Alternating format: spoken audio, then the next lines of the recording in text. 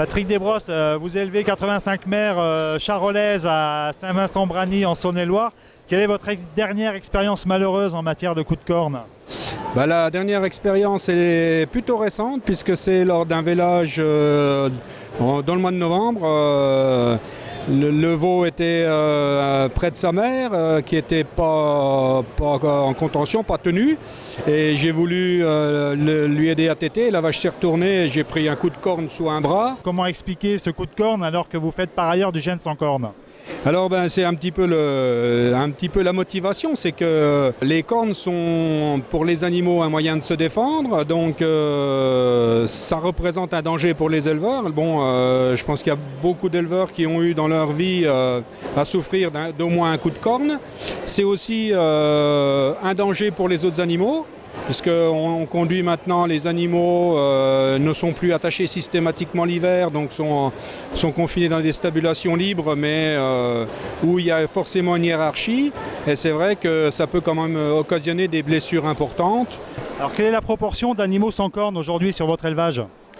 Alors actuellement, on est en gros sur les génisses, on met à peu près moitié de taureaux sans cornes, et puis sur les vaches à peu près un tiers, quoi.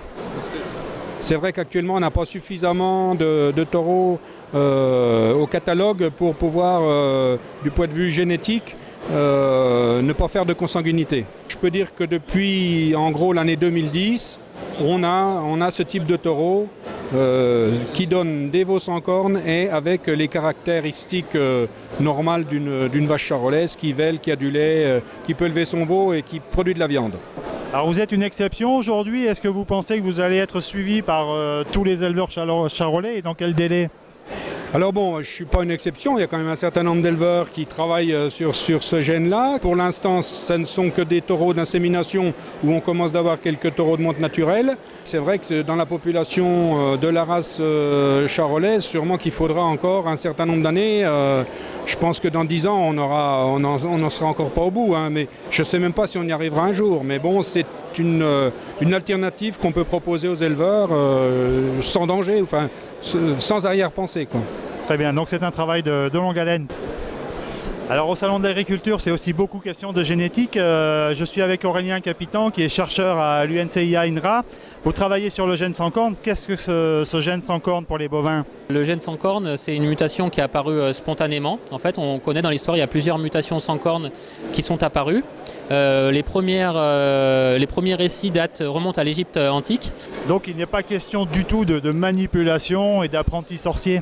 Non, c'est vraiment des mutations qui sont apparues naturellement, tout comme les gènes de couleur. Cette année, au Salon de l'Agriculture, on s'est démené pour trouver des charolais sans cornes. Il n'y en a pas. Combien d'années faudra-t-il attendre pour en voir? Je pense que vraiment, maintenant qu'en plus le Herdbook s'y est mis, puisque c'est le Herdbook aussi qui gère les concours, on devrait en voir, puisque tout le monde...